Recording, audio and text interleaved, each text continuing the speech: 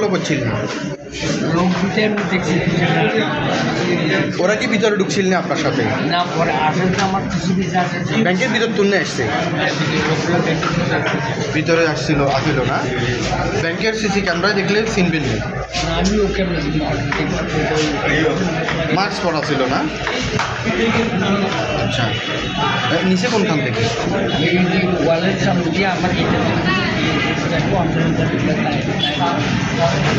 এই বাগানের মধ্যে এক লাখের উপরে আমি